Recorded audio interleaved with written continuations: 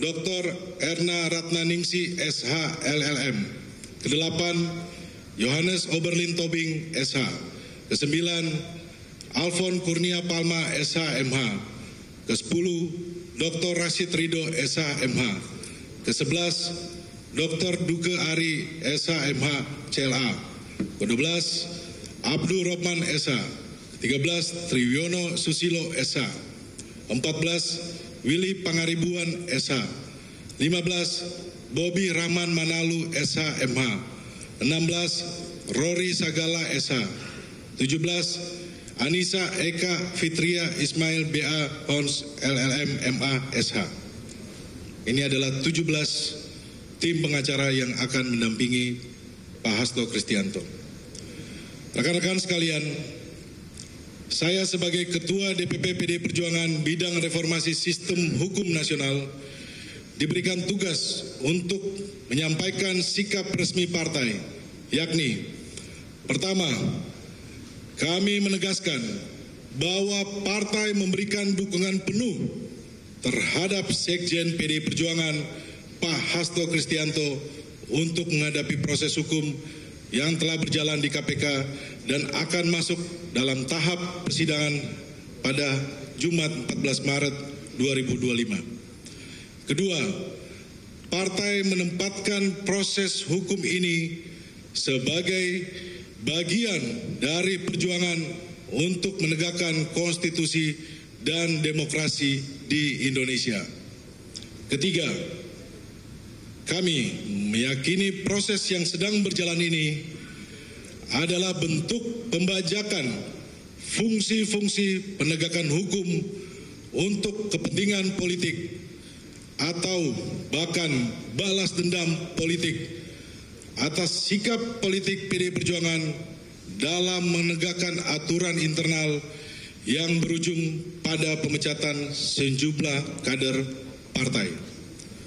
Sikap dan pemahaman ini bukan tanpa dasar, karena kami menemukan pelanggaran mendasar terhadap prinsip-prinsip hak asasi manusia, adanya tahapan proses hukum yang dipaksakan, prinsip-prinsip keadilan, penyiasatan hukum acara, hingga pelanggaran-pelanggaran hukum lainnya yang dilakukan tanpa malu-malu oleh pihak-pihak yang berada di KPK saat ini.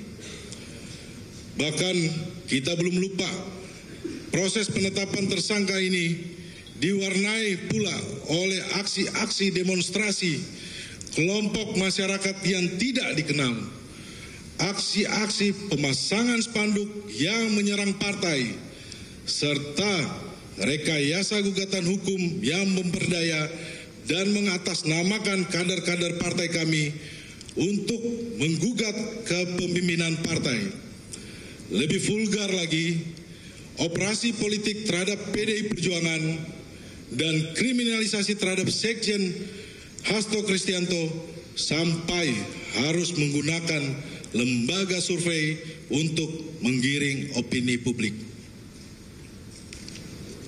Pembajakan fungsi penegakan hukum tersebut tentu saja mencederai cita-cita ideal penegakan hukum dan khususnya pemberantasan korupsi.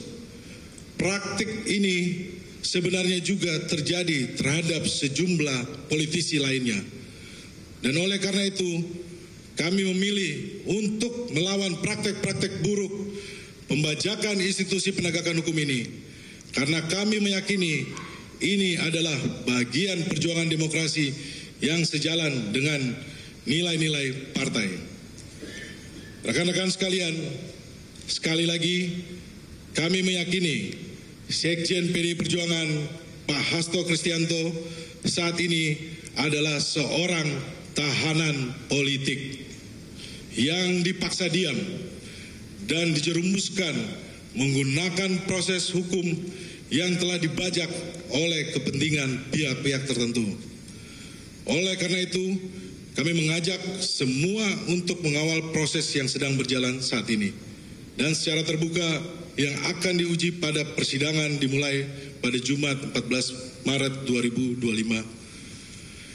Berikutnya saya mempersilakan kepada tim penasihat hukum untuk menyampaikan poin-poin yang menjadi catatan masing-masing. Tempat dan waktu saya persilakan. Silakan Pak Todung Mulyo Lubis. Saudara-saudara sekalian, saya ingin melanjutkan apa yang dikatakan oleh Bung Roni tadi. Saya agak sedikit personal, ya, karena saya ingin melihat KPK dalam perspektif penegakan hukum dan pemberantasan korupsi. Saya ini harus mengatakan bahwa walaupun saya bukan anggota DPR, bukan pejabat pemerintahan pada waktu itu, tapi saya ikut ya wacana mendorong dibentuknya KPK. Kenapa? Karena korupsi itu sudah begitu masif, begitu sistemik, begitu endemik. Indeks persepsi korupsi Indonesia itu selalu jelek. Sekarang tahun ini memang naik 3 angka, dari 34 menjadi 37. Tapi dalam tahun-tahun kita mendirikan KPK itu, indeks persepsi korupsi Indonesia itu termasuk yang paling jelek di Asia dan di dunia. Karena itu kita betul-betul mendorong dibentuknya KPK. Karena kita ingin memberantas korupsi yang kalau kita melihat, by definition, dari World Bank, itu dikatakan corruption is abuse of power for private gain. Itu rumusan Bank Dunia. Nah, kalau kita membaca undang-undang pemberantasan tindak pidana korupsi, korupsi itu adalah perbuatan ya melawan hukum yang memperkaya diri sendiri, ya, dengan merugikan keuangan negara, ya, dan perekonomian negara dan atau. Ya. Ini saya nggak menjelaskan secara literal, ya, secara harfiah definisi korupsi pasal 2 dan pasal 3, tapi intinya itu. Perbuatan memperkaya diri sendiri secara melawan hukum, ya, atau disebut juga bisa jadi memperkaya orang lain atau korporasi, ya, yang merugikan keuangan negara dan perekonomian negara. Nah, ini tujuan-tujuan ideal karena kita tidak ingin harta kekayaan bangsa ini, negara ini dirampok. Kita bikin KPK. Nah, saya ikut mendirikan Indonesian Corruption Watch, lembaga yang pertama-tama berjuang untuk memberantas korupsi. Dan ikut juga sebagai pendiri Transparency International Indonesia, satu gerakan anti korupsi global yang pusatnya di Berlin dan kita dirikan di Indonesia, dan saya menjabat 2 kali masa jabatan. Nah, pada waktu-waktu itu, saudara-saudara, saya tidak mau menangani kasus korupsi. Karena buat saya, menangani kasus korupsi itu bertentangan dengan hati nurani saya yang ingin memberantas korupsi. Jadi saya menghindar dari kasus-kasus korupsi itu. Tapi saya harus mengatakan, setelah 10 tahun pendirian KPK, kita dihadapkan pada kemerosotan, ya, demoralisasi, dan langkah mundur KPK dalam memberantas korupsi. Apakah KPK betul-betul memberantas korupsi dalam artian seperti yang kita inginkan ketika KPK itu didirikan? Saya ini pansel pertama pendirian KPK waktu itu. Saya memilih 5 komisioner itu. Menurut saya, belakangan KPK sudah menyimpang dari tujuannya. Kenapa saya katakan demikian? Tidak lagi memberantas kasus-kasus yang genuine corruption dalam artian apa yang ditulis dalam undang-undang dan apa yang ditulis dalam buku-buku, ya, literatur anti korupsi. Belakangan KPK mulai melakukan satu, kriminalisasi kebijakan, ya, bisnis yang dilakukan baik oleh direksi BUMN, tidak semuanya, maupun juga direksi perusahaan swasta atau yang lain. Yang menurut saya tidak ada dasarnya untuk dikatakan korupsi. Kebijakan itu, kalau kita melihat business judgment rule, ya, itu bukan tindak pidana. Perusahaan itu kan bisa untung dan bisa rugi. Tapi karena ada, ya, pihak-pihak yang bermain di sini, nah, korupsi itu dijadikan sebagai pintu masuk untuk menghukum seseorang, untuk menyampingkan atau menendang seseorang, membegal seseorang, dan ini yang terjadi pada banyak kasus. Ya. Saya tidak segan-segan mengatakan ada kasus-kasus misalnya apa yang terjadi pada saudara Karen, ya, Agustiawan, dan yang lain-lain. Saya bisa sebut dulu ada Hotasi Nababan, ya, itu juga seperti itu. Nah, ini tidak boleh terjadi. KPK mesti jeli dan mesti cerdas dalam menangani kasus korupsi yang datang kepada mereka. Nah yang terakhir adalah kasus saudara Hasto Kristianto. Ini politisasi kasus korupsi. Sudah ada putusan yang inkrah dalam kasus Wahyu Setiawan, komisioner KPU dulu. Saudara Hasto kan tidak disebut sama sekali terlibat dalam memberikan suap atau memfasilitasi suap itu. Jadi saudara-saudara, ada apa dengan kasus Hasto Kristianto? Ini pertanyaannya. Ya. Kalau saya sederhana melihat kasus ini adalah bagian dari power struggle, inner power struggle yang terjadi. Nah kalau itu bagian dari pertarungan kekuasaan, ketidaksukaan terhadap Hasto Kristianto, ketidaksukaan terhadap PDIP, bukan KPK forumnya. KPK itu bukan tempat untuk mediasi atau mengadjudikasi ya, perkara politik seperti itu.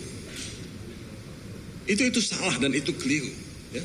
Jadi saudara-saudara, inilah yang membuat saya pada akhirnya turun gunung, ya, turun gunung ikut menangani kasus-kasus seperti ini. Ya. Nah ini kenapa saya ikut dalam kasus Hasto ya, precisely seperti itu. Ya karena saya melihat KPK sudah dibelokkan, KPK sudah mengalami ya degradasi dan KPK tidak lagi seperti yang kita cita-citakan dulu. Tidak berlebihan kalau saya katakan this is not KPK that we used to know. Ini bukan KPK yang kita tahu ya waktu itu didirikan. Nah jadi saudara-saudara, tadi saudara Wani sudah mengatakan banyak hal. Saya hanya akan mengulangi saja karena banyak permasalahan. Ini ada beberapa catatan ya. Tadi saudara Denny mengatakan malicious prosecution. Saya menggaris bawah itu. This is malicious. Satu prosekusi yang didasarkan satu hatred, satu kebencian, ya, satu ketidaksukaan. Tidak boleh ada proses hukum didasarkan atas malicious intent. Nah ini malicious intent yang kita hadapi pada kasus Hasto Kristianto ini. Berdasarkan catatan yang telah disampaikan, ya, banyak sekali kita melihat apakah itu kecurangan, ya, kesalahan dalam proses penyidikan, baik itu terkait penggeledahan, ketidakhadiran, dan sikap mengulur waktu KPK dalam pra-peradilan sekaligus memaksakan pelimpahan perkara secara kilap. Setidaknya ada 14 catatan masalah di dalam dakwaan KPK yang bertentangan dengan fakta hukum dan 2 putusan pengadilan yang telah berkekuatan hukum tetap, telah inkrah. Ini kita seperti menghidupkan kasus yang sudah mati, menegakkan benang yang basah dalam kasus ini. Sekali lagi kami tegaskan, kita semua berharap KPK benar-benar menjadi lembaga yang memiliki marwah, menghormati hukum dan hak asasi manusia, secara sungguh-sungguh dan menghentikan praktek tidak etis dan tidak terjadi penyalahgunaan wewenang dalam atas nama pemberantasan korupsi. Oleh karena itu kami dari tim penasihat hukum dan keluarga besar PDI, nah ini dengan tekad yang yakin ya, menyimpulkan perkara ini adalah kasus politik dan Hasto Kristianto adalah korban politik, tahanan politik ya, yang tadi saya sebutkan diprosekusi dan diadili dengan malicious hatred ya atau intention. Jadi saudara-saudara, ini mungkin ya yang saya ingin sampaikan pada kesempatan ini. Nah saya berharap bahwa majelis hakim ya, yang akan mengadili perkara ini bisa menangkap ya jeritan keadilan ya, dari banyak orang, bukan hanya dari Hasto Kristianto. Sebab buat saya kasus ini tidak semata-mata menyangkut Hasto Kristianto. Kasus ini taruhannya adalah integritas hukum, ya, keadilan, ya, dan masa depan pemberantasan korupsi di Indonesia. Jangan KPK itu menjadi kepanjangan tangan kekuasaan. Ya. Jangan KPK itu dijadikan sebagai ujung tombak kekuasaan untuk mematikan ya, demokrasi, mematikan ya, perbedaan pendapat, mematikan hak-hak politik warga negara. Mungkin ini sebagai catatan awal dari saya ya. Nanti mungkin Pak Magdir dan yang lain-lain akan bisa menjelaskan lebih banyak. Terima kasih. Terima kasih. Assalamualaikum warahmatullahi wabarakatuh. Saudara-saudara, saya kira saya sudah terlalu sering bicara tentang kasusnya Mas Hasto ini ya, dalam beberapa minggu terakhir ini. Tapi ada satu hal saya kira yang tidak kita boleh lupa, bahwa proses yang berjalan adalah proses hukum yang seharusnya sesuai dengan hukum yang berlaku. Akan tetapi kalau kita lihat misalnya apa yang dilakukan oleh pihak KPK, terutama terkait dengan penundaan persidangan, itu yang kami sebut sebagai cara akal-akalan agar supaya tidak ada putusan pra-peradilan. Saya bisa mengatakan ini karena pada hari Kamis minggu lalu, ya, penyerahan tanggal 6 dilakukan penyerahan tahap kedua, ya, yaitu dari penyidik kepada penuntut umum. Sementara sehari sebelumnya kami sudah menyampaikan permohonan kepada KPK agar kami diberi kewenangan untuk menghadirkan saksi yang menguntungkan. Nah, apa yang menjadi jawaban dari penyidik yang saya kira perlu saudara-saudara ketahui ketika dalam pertemuan pada tanggal 6 itu, mereka katakan penyidik belum mendapatkan disposisi dari direktur penyidikan, sehingga itu diabaikan, dan mereka meminta kepada kami agar supaya saksi yang menguntungkan ini dihadirkan saja nanti di pengadilan. Persoalannya buat kami ketika itu yang kami sampaikan, bukan itu persoalannya. Kami juga tahu bahwa hak kami untuk menghadirkan saksi atau ahli menguntungkan. Tetapi yang kita kehendaki adalah ada saksi, ada ahli yang menguntungkan ini untuk diperiksa terlebih dahulu.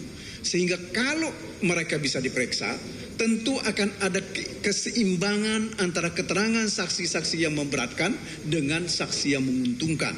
Sehingga pihak penuntut umum bisa melihat secara jernih apakah perkara ini layak dilimpahkan atau tidak dilimpahkan. Nah, akan tetapi ternyata mereka tidak peduli dengan semua itu. Hari Jumat kemarin berkas perkara dilimpahkan karena sudah ada surat dakwaan. Jadi ini yang kami sebut sebagai sikap akal-akalan dari KPK untuk mencoba memotong atau paling tidak menghilangkan hak-hak untuk menguji penetapan tersangka dari perkaranya Mas Hasto ini. Yang kedua, saya kira ini juga yang harus mendapat perhatian kita semua. Cara-cara seperti ini ya seharusnya tidak boleh terjadi. Sebab kalau ini dibiarkan, ini akan menjadi kebiasaan yang dianggap legal oleh pihak KPK. Ini pasti akan merugikan kita. Kebetulan hari ini, pada saat terakhir ini adalah Mas Hasto yang menjadi korbannya. Besok lusa akan bertambah korban-korban dengan cara tipu-tipu dan akal-akalan seperti ini. Saudara-saudara, sikap mereka mempertontonkan ini bagi kami adalah satu sikap yang sangat memalukan. Karena bagaimanapun juga lembaga ini seharusnya yang mereka utamakan adalah kepastian hukum. Ya, kepastian hukum itu hanya bisa terjadi kalau ada proses yang benar disertai dengan pengumpulan bukti-bukti yang akurat. Begitu juga dengan saksi-saksi yang saya kira yang seharusnya dihadirkan. Nah, oleh karena itu saudara-saudara, sebagai bahan untuk saudara-saudara ketahui, dalam surat dakwaan misalnya saya ingin sampaikan begini. Sebagian besar materi dakwaan hanya copy paste dari dakwaan sebelumnya terhadap Wahyu Setiawan dan Agustiani Tio dan dakwaan terhadap Saiful Bahri. Dari 27 halaman dakwaan, bagian yang benar-benar baru hanya 1 halaman, yaitu tuduhan terhadap Hasto Kristianto yang memerintahkan Kusnadi menenggelamkan handphone. Tuduhan ini jelas keliru dan tanpa didasari bukti. Kusnadi tidak pernah menyebut ada HP yang ditenggelamkan dan tidak ada perintah sama sekali untuk menenggelamkan HP. Yang benar adalah Kusnadi menenggelamkan atau melarung pakaian setelah upacara melukat. Suatu yang memang hidup dan tumbuh dalam kebiasaan spiritual Hasto Kristianto. Proses perolehan bukti pada Kusnadi pun dilakukan secara sewenang-wenang oleh penyidik KPK. Di sisi lain, bagian dakwaan tersebut tidak konsisten karena justru KPK telah merampas HP yang dipegang oleh Kusnadi. Jika sudah ditenggelamkan, tentu saja HP tersebut tidak ada lagi dan tidak bisa dibawa oleh Kusnadi dan disita oleh KPK. Selanjutnya, seluruh tuduhan atau di dalam dakwaan tentang keterlibatan Hasto Kristianto bertentangan dengan fakta hukum yang telah diuji sebelumnya di persidangan dengan terdakwa Wahyu Setiawan dan Agustiani Tio dan terhadap perkaranya Saiful Bahri. Putusan untuk ketiga terdakwa ini telah berkekuatan hukum tetap, sehingga upaya KPK untuk tetap memaksakan tuduhan terhadap Hasto Kristianto adalah tindakan yang obsesif, tanpa didasari oleh hukum, menyimpang dan melanggar dua putusan pengadilan yang telah berkekuatan hukum tetap. Selanjutnya, kami tetap menghormati institusi dan proses hukum yang berlaku, khususnya lembaga peradilan yang dalam waktu dekat akan memeriksa pokok perkara di Pengadilan Tindak Pidana Korupsi pada Pengadilan Negeri Jakarta Pusat. Kami berharap proses persidangan dapat berjalan secara fair. KPK tidak menggunakan cara-cara culas untuk memenangkan perkara tersebut. Ingatlah, tujuan penegakan hukum bukan untuk menghukum orang, tetapi menemukan kebenaran material untuk mencapai keadilan yang substantif dan yang lebih penting lagi akan ada kepastian hukum. Kami juga menghormati majelis hakim yang akan menjadi pengadil pada perkara ini. Kami sangat berharap yang mulia majelis hakim dapat mengadili secara berimbang, mempertimbangkan bukti-bukti yang ada dengan sungguh-sungguh. Dan kami meyakini yang mulia majelis hakim tidak akan mau sekedar menjadi stempel untuk melegitimasi tuduhan KPK. Dan legitimasi terhadap tindakan KPK ini sudah dilakukan oleh Pengadilan Negeri Jakarta Selatan dengan menyatakan bahwa permohonan pra-peradilan kami gugur. Saya kira itu yang bisa saya sampaikan, akan diteruskan oleh teman-teman yang lain. Terima kasih. Assalamualaikum warahmatullahi wabarakatuh.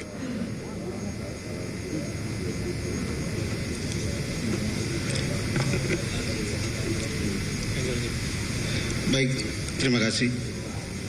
Pertama-tama kami ingin menyampaikan terima kasih kepada tim penasehat hukum yang telah lebih dulu atau lebih awal mendampingi Pak Hasto Kristianto. Semoga ke depan kita dapat bekerja sama dan berkolaborasi dengan baik pada persidangan yang akan dimulai pada hari Jumat nanti.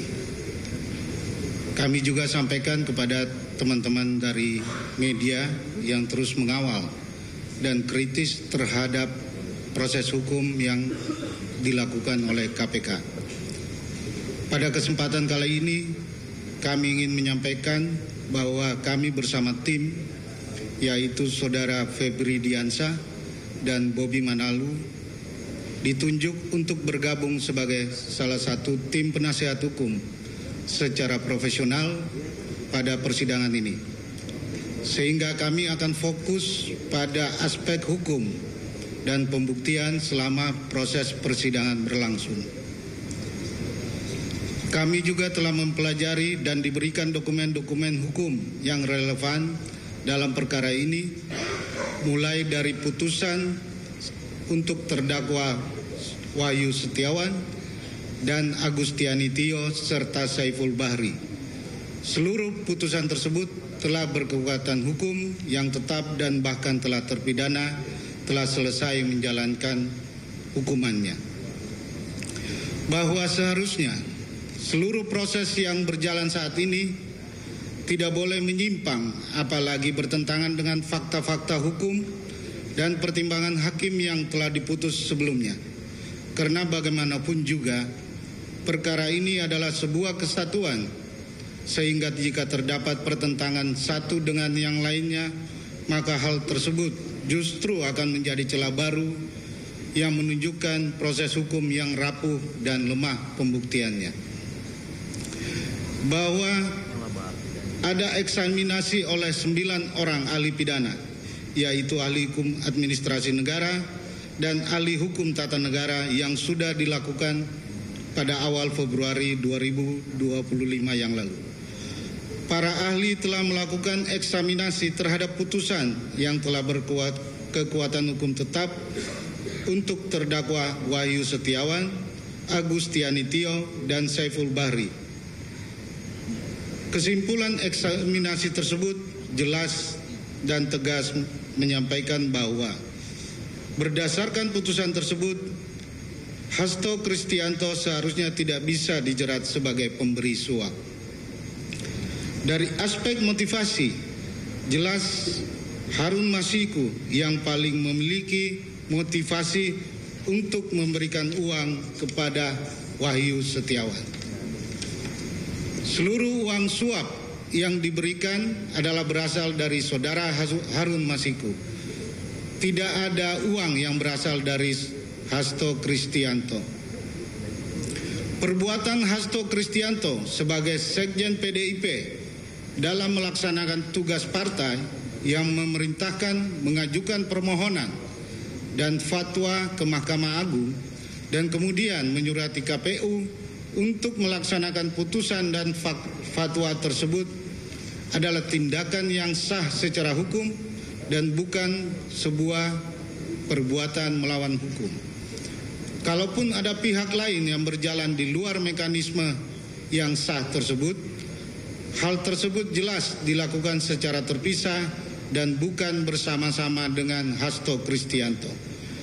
Apalagi pada fakta hukum telah terungkap, Hasto menegur Saiful Bahri ketika mengetahui ada perbuatan yang tidak pantas dilakukan.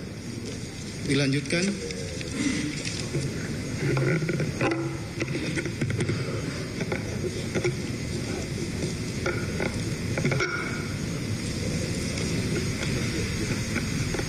Terima kasih Bang Arman. Saya ingin meneruskan beberapa poin dari aspek hukum.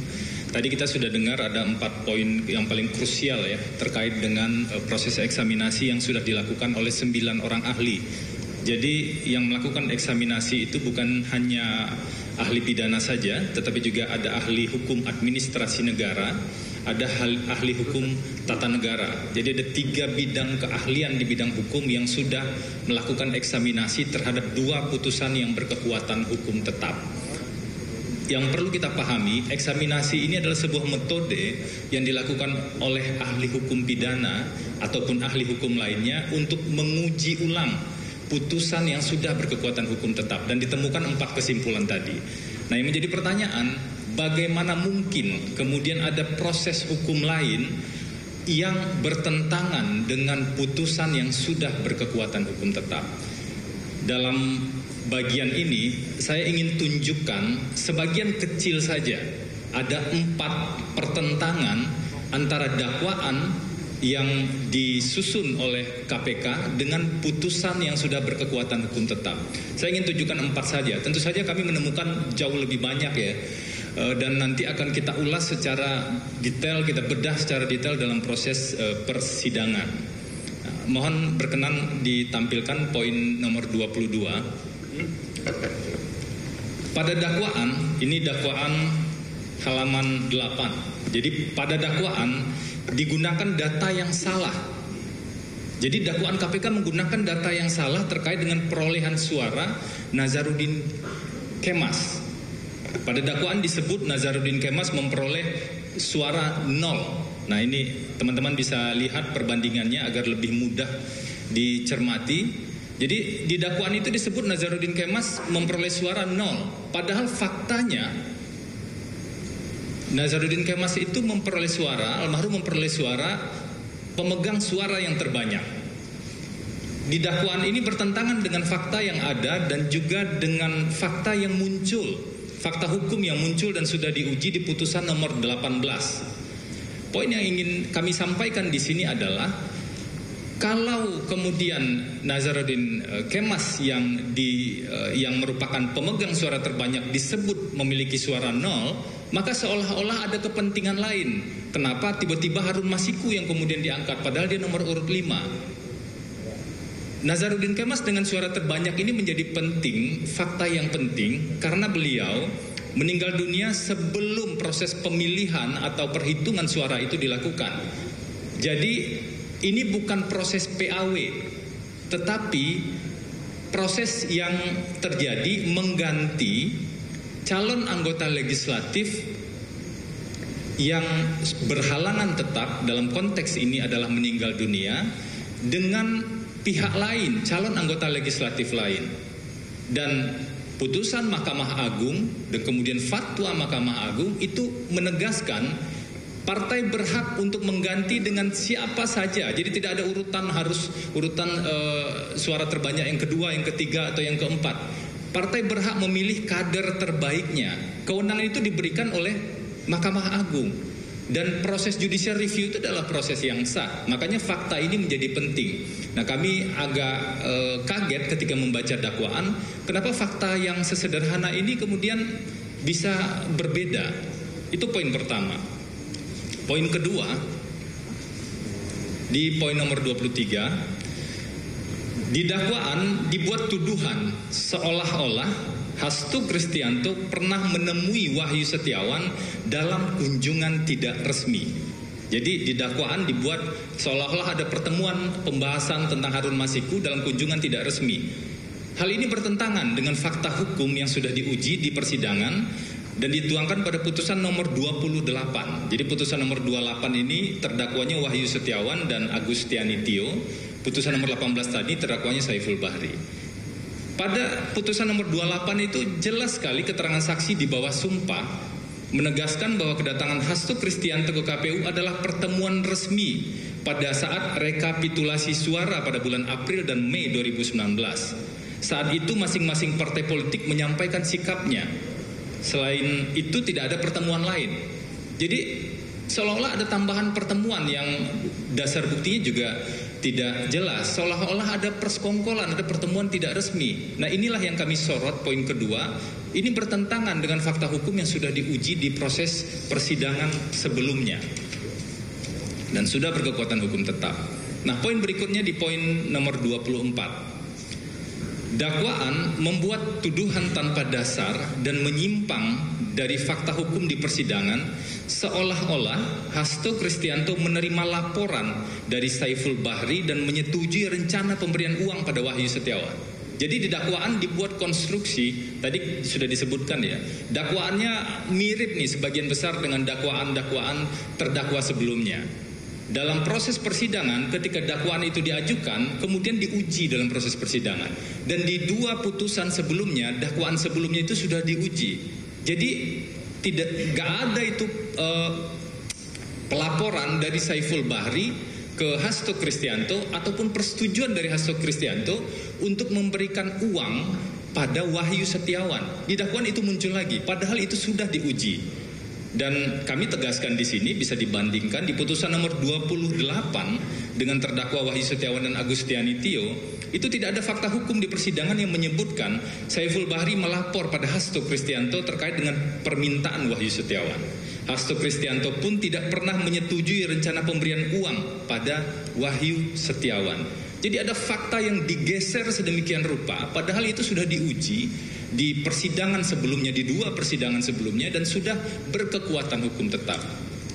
Ini sebagian kecil saja kejanggalan yang kami temukan. Kemudian satu lagi, saya ingin tunjukkan saja pada kita semua agar kita bisa mengawal proses ini secara lebih detail dan tidak menerima kebenaran as it saja begitu. Di poin nomor 25, Hasto Kristianto dituduh, ini masih di dakwaan, Hasto Kristianto dituduh memberikan dana 400 juta pada melalui Kusnadi dan Doni Tri Istiqamah yang ujungnya adalah ke Wahyu Setiawan. Jadi 400 juta itu tuduhannya itu bersumber dari Hasto Kristianto kalau konstruksi di dakwaan yang sekarang. Padahal di putusan nomor 18 itu dengan terdakwa Saiful Bahri sudah tegas sekali Harun Masiku yang menitipkan uang pada Kusnadi, meskipun yang dititipkan ke Kusnadi itu sebenarnya bukan dalam bentuk uang tapi dalam tas yang Kusnadi tidak tahu isinya apa. Itu jelas sekali di putusan nomor 18. Jadi Harun Masiku sebenarnya yang menjadi sumber dana ini yang kemudian diberikan oleh Kusnadi pada Doni Tri Istiqamah. Jadi clear sekali dalam putusan nomor 18 ini sumber dana bukan dari Hasto Kristianto melainkan dari Harun Masiku. Nah, itu 4 contoh saja, ada begitu banyak poin lainnya yang sebenarnya nanti kita ulas secara detail dalam proses persidangan. Jadi 4 perbandingan antara dakwaan dan putusan pengadilan yang telah berkekuatan hukum tetap di atas adalah sebagian kecil dari begitu banyak catatan tim penasihat hukum terhadap dakwaan pada Hasto Kristianto ini. Selain itu kami juga menemukan banyaknya campur aduk fakta dan opini. Jadi kadang-kadang ada faktanya bisa jadi benar, sebagian bisa jadi tidak benar, sebagian itu dicampur adukan dan diperparah dengan dicampur adukan dengan opini, sehingga terkesan fakta, opini atau bahkan imajinasi. Kita nggak tahu kenapa kita sebut imajinasi, karena dasarnya nggak jelas, buktinya nggak jelas. Itu terkesan ada, kalau istilah sekarang itu fakta, opini dan imajinasi ini terkesan dioplos seolah-olah itu adalah kebenaran. Nah, tentu kami berdasarkan dokumen hukum yang kami dapatkan. Hal ini menurut kami tentu saja berbahaya dan sangat riskan, dapat menjauhkan kita dari upaya menemukan kebenaran material. Oleh karena itu, dengan paradigma berpikir penghormatan terhadap forum pengadilan yang akan berlangsung mulai hari Jumat 14 Maret 2025 nanti. Jadi ini perlu kami tegaskan bahwa sebagai advokat tentu saja penghormatan sepenuhnya itu merupakan sikap kami untuk forum pengadilan yang akan menguji perkara pokok nanti dengan berbagai harapan yang juga sudah disampaikan tadi. Maka kami akan membedah satu persatu tuduhan yang keliru tersebut, tuduhan-tuduhan terhadap Hasto Kristianto. Mungkin itu dulu yang bisa saya sampaikan. Berikutnya saya persilahkan pada Pak Alfon, silakan. Ya, terima kasih teman-teman media dan teman-teman yang ada di depan persidangan ini dan yang mulia yang ada legislator belakang. Saya ingin melanjutkan pembahasan yang sudah disinggung oleh rekan penasihat hukum sebelumnya untuk menunjukkan pada kita semua betapa bermasalahnya perkara yang menjerat Hasto Kristianto ini. Dari semua masalah tersebut, kami semakin berkeyakinan bahwa perkara ini memang dipaksakan dan tidak pantas naik ke persidangan sejak awal. Sebagai yang dikatakan oleh Bang Mulya tadi, bahwa di sini ada malicious intent, gitu. Nanti di belakang kita akan menjabarkan terkait dengan apa saja indikasi-indikasi sebagai verifikasi bahwa di situ adanya malicious intent sehingga terjadinya persekusi terhadap Hasto Kristianto. Sehingga wajar jika analisis terdapat kepentingan politik di balik tuduhan terhadap Hasto Kristianto ini semakin menguat. Nah, berikut adalah tuduhan-tuduhan keliru dan tidak berdasar fakta-fakta lainnya yang dilakukan oleh JPU pada klien kami yaitu Hasto Kristianto. Pertama, tuduhan JPU pada halaman kedua bahwa Hasto Kristianto dituduh menyuruh Harun Masiku melalui Nur Hasan untuk merendam telepon genggam. Hal ini bertentangan dengan kesaksian Nur Hasan di pengadilan bahwa pada tanggal 8 Januari 2020 sekitar ba'da maghrib di rumah aspirasi Jalan Sultan Syahrir 12A, Nur Hasan didatangi 2 orang yang berciri-ciri bertubuh besar dan berambut cepat.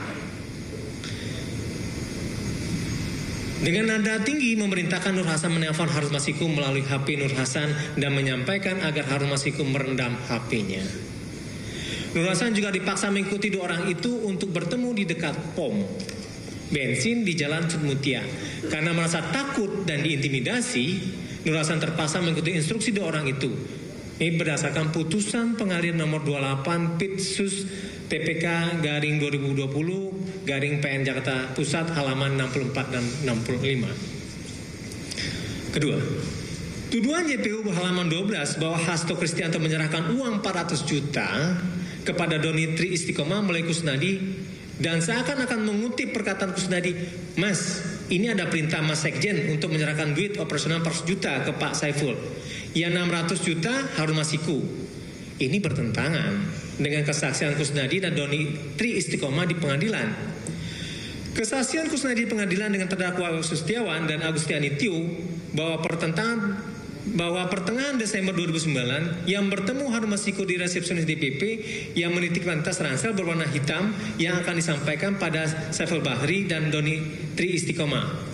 Kemudian Kusnadi bertemu Doni Tri Istiqomah di lantai 2 DPP dengan menyampaikan, "Mas, ini ada tip-tipan dari Pak Harun," sambil menyerahkan tas ransel.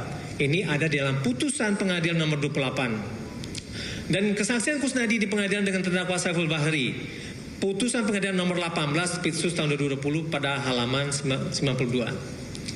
Selain itu, terdapat kesaksian Doni Tri Istiqomah di pengadilan dengan terdakwa Wahyu Setiawan dan Agustiani Tio bahwa uang titipan Kusnadi berasal dari Harun Masiku, putusan nomor 28 halaman 108. Dan di pengadilan dengan terdakwa Saiful Bahri bahwa uang 400 juta dari Harun Masiku yang dititipkan melalui Kusnadi ini ada dalam putus nomor 18 halaman 86 dan 89. Selanjutnya, penggunaan peristiwa di tahapan penyelidikan pada dakwaan obstruction of justice merupakan penerapan yang salah dan upaya membelokkan makna aturan pasal 21 Undang-Undang Pemberantasan Tindak Korupsi. Salah satu tuduhan yang ditujukan pada Hasto Kristianto adalah memerintahkan Harun Masiku agar merendam HP. Hal ini selain keliru secara fakta juga keliru dari aspek waktu. Karena perbuatan yang dituduhkan terjadi pada tanggal 8 Januari 2020.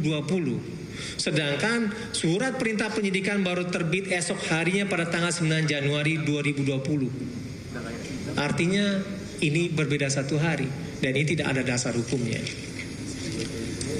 Berdasarkan ketentuan pasal 21 Undang-Undang Nomor 31 Tahun 1999, seharusnya perbuatan yang dapat dikategorikan obstruction of justice adalah perbuatan di tahap penyidikan, penuntutan, dan pemeriksaan di sidang pengadilan. Hal itu pun harus dilakukan terhadap tersangka, terdakwa atau para saksi. Sedangkan tuduhan JPU tersebut waktu perbuatan dituduhkan dilakukan adalah sebelum KPK melakukan penyidikan sebagaimana dikatakan pada awal. Perluasan perbuatan ini seolah-olah membuat pasal 21 Undang-Undang Tipikor menjadi pasal karet sehingga dapat menimbulkan ketidakpastian hukum. Sehingga gambaran kami kutipkan bagian dari pasal 21 Undang-Undang Tipikor sebagai berikut. Setiap orang yang dengan sengaja mencegah, merintangi atau menggunakan secara langsung atau tidak langsung penyidikan, penuntutan, dan pemeriksaan di sidang pengadilan terhadap tersangka dan terdakwa ataupun para saksi dalam perkara korupsi. Nah, ini menjadi definisi dari delik formil, padahal faktanya ini sebenarnya merupakan delik material.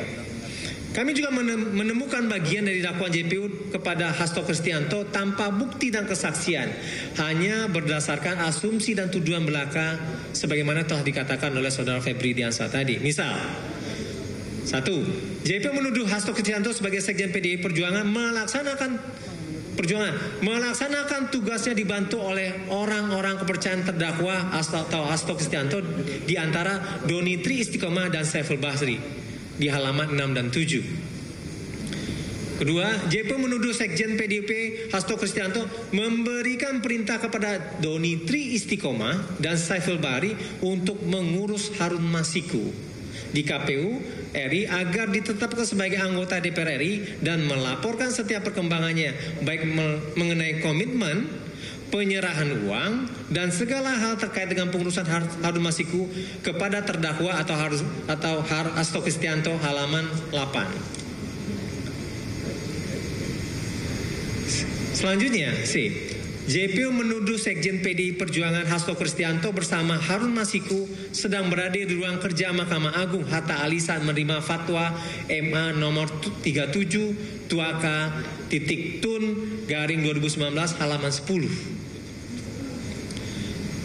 Dan JPU juga menuduh Sekjen PDI Perjuangan Hasto Kristianto memerintahkan Syafil Bahri untuk menemui Rizky Aprilia pada tanggal 29 September 2019 di Hotel Shangri-La Orchard, Singapura pada halaman 11. Selanjutnya, JPU menuduh Sekjen PDI Perjuangan Hasto Kristianto menyetujui tindakan sepihak Syafil Bahri yang menghubungi Agustiani Tio Fridelina terkait dengan biaya operasional yang diperlukan Wahyu Setiawan atau KPU guna meloloskan pergantian anggota DPR RI dari Rizky Aprilia ke Harun Masiku dari dana yang disiapkan Syafil Bahri sebesar 750 juta. Namun Wahyu Setiawan meminta biaya operasional sebanyak 1 miliar rupiah yang terdapat pada putusan halaman 11 sampai dengan 12. JPU juga memanipulasi percakapan antara Sekjen PDI Perjuangan Hasto Kristianto dengan Syafil Bahri terkait dengan biaya program penghijauan sebagai program partai yang kemudian dituduhkan sebagai uang yang diserahkan kepada Doni Tri Istiqomah melalui Kusnadi halaman 12. Padahal berdasarkan kesaksian Kusnadi dan fakta hukum di pengadilan bahwa uang yang diserahkan ke Doni Istiqomah berasal dari Harun Masiku. Selanjutnya, JPU dengan sengaja menutupi fakta hukum di pengadilan bahwa kesepakatan pemberian uang operasional kepada Wahyu Setiawan atau KPU berasal dari pertemuan tanggal 13 Desember 2019 di Grand Hyatt antara Syafil Bahri, Doni Tri Istiqomah, dan Harun Masiku. Ini sebagaimana yang terdapat dalam putusan pengadilan nomor 18 pada halaman 123 dan 24 dan putusan pengadilan nomor 28 pada halaman 160. Putusan pengadilan sudah menegaskan bahwa segala uang diserahkan berasal dari Harun Masiku, tidak pernah menyinggung nama Sekjen PDI Perjuangan Hasto Kristianto. Demikian tambahan dari kami terkait analisa awal dakwaan terhadap Hasto Kristianto. Selanjutnya saya serahkan kepada rekan Roni Talampesi. Terima kasih. Ya, terima kasih buat tim pengacara yang akan mendampingi Sekjen PDI Perjuangan Pak Hasto Kristianto. Perlu diketahui oleh rekan-rekan media bahwa press conference hari ini kami menyediakan dalam 2 bahasa. Pertama bahasa Indonesia, kedua adalah dalam bahasa Inggris yang akan kita sampaikan kepada rekan-rekan.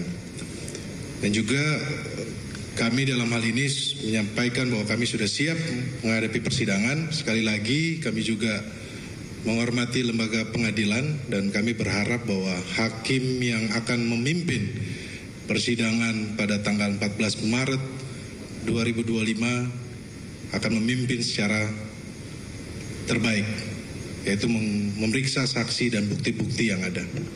Oleh sebab itu teman-teman, kami akan tutup press conference pada hari ini. Kami mengucapkan terima kasih banyak untuk rekan-rekan media yang sudah hadir, rekan-rekan DPP PDI Perjuangan yang sudah hadir, rekan-rekan Komisi 3 dari fraksi PDI Perjuangan. Sekali lagi bahwa kami akan menggunakan jalan hukum untuk membela Sekjen PDI Perjuangan Mas Hasto Kristianto. Demikian dari saya. Mungkin mau ditutup Pak Dedi? Silakan. Jadi dari awal kita mengatakan bahwa Mas Hasto adalah tahanan politik, korban dari kesenang-wenangan institusi penegak hukum yang memperlakukan beliau sebagai seorang kriminal. Perlu diketahui bahwa pada